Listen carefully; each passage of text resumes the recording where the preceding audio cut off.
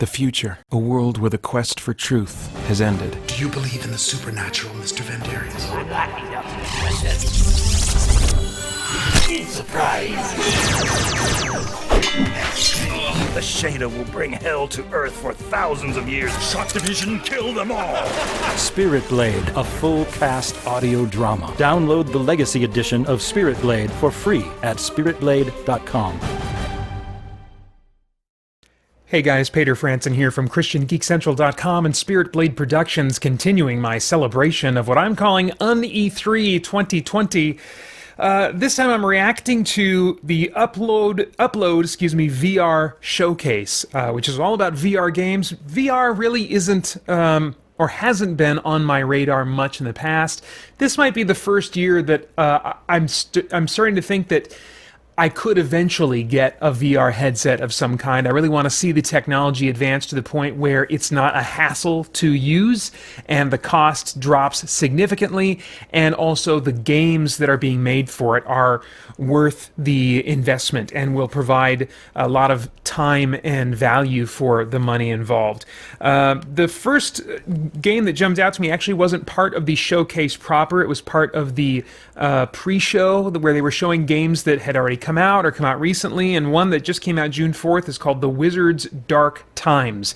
And this one I've just looked into a little bit. It's basically a wizard simulator where through gestures you are able to cast spells and unlock more spells as the game progresses. And the commercial for this, which obviously is going to be doctored and not necessarily representing the in-game experience, but it was the first time I think I saw something that I was like, yeah, something like that is what I might be interested in doing someday. That looks like it could appeal to me. I like the idea that it's in a fantasy environment and that it also involves a lot of activity in, from physically.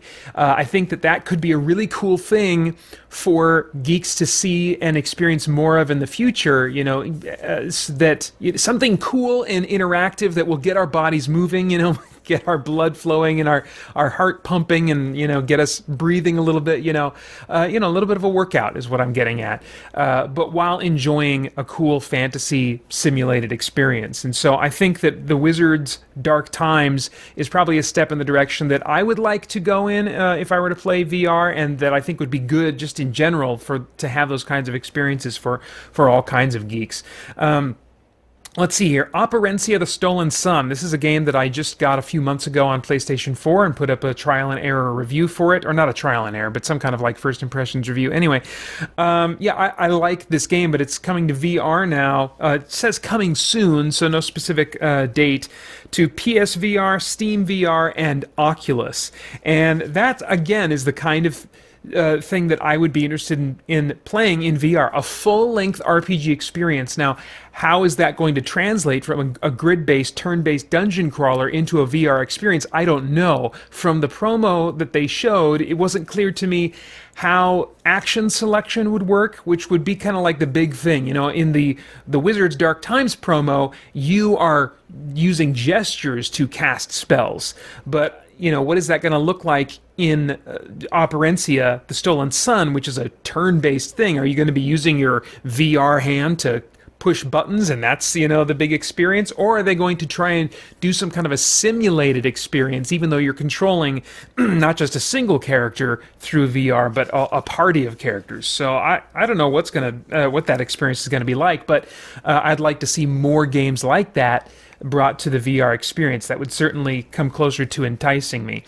Area Man Lives. This is a game I've known about for a while. It's being produced in part by the creators of That Dragon Cancer, and I think also I want to say Cyan Publishing is the other company. It's two developers that, while they produce games for the mainstream market, are run by people who themselves are Christians and are even in subtle ways creating their content from a Christian perspective. And this is a game that I've mentioned a few times on the Christian Geek Radar, on the Christian Geek Central YouTube channel, and on the Christian Geek Central podcast. I've kind of been tracking with some news on this a bit because it does interest me. I personally hope it comes to regular consoles, but for now it's cool to see it getting ready to launch on VR platforms in 2021. It's coming to Steam, Oculus, and Vive. The description of this one on their website, areamanlives.com, reads, Area Man Lives is a quirky VR mystery mixing comics and radio drama into a video game. Use your own voice to talk to characters and your trusty monkey gloves to interact with the world.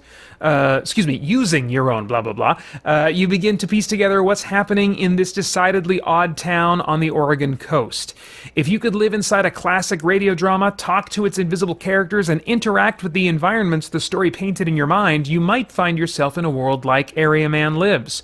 Who is the man leaving voicemails? What is he looking for? What exactly is this atmospheric phenomenon everyone is talking about? Explore the radio studio and meet new characters as you unravel the mysteries of Area Man Lives. So you are the disc jockey on a local radio station, and a man calls in saying some unusual things, and you are basically seeing the situation unfold, doing what you can to help from your particular position, and just kind of having this lived experience. From what I understand, you even can, on the fly, record radio jingles or promos and stuff that then get played later on in the broadcast. And so it really sounds like an unusual game, but something that I would be very interested in experiencing.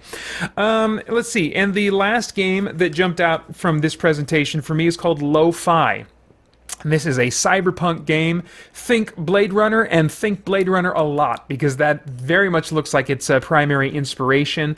It's coming to Oculus, Valve, Vive, Windows Mixed Reality, and PS5. And the description for this one over on their website at irisvirtualreality.com/un-portfolio/load-fi reads, Lo-Fi is the spiritual successor to the critically acclaimed Technolust, available now on Oculus Home, a next-generation virtual reality simulation in which you as the player patrol the streets and the skies above them, solving mysteries, fighting crime, or giving in to corruption. The choice is yours. Slated for commercial release sometime in 2020. The story description reads, as the player, you are a Lo-Fi, the street name given to those who cannot merge with the platform, a ubiquitous virtual reality simulation where most of the population now lives their lives.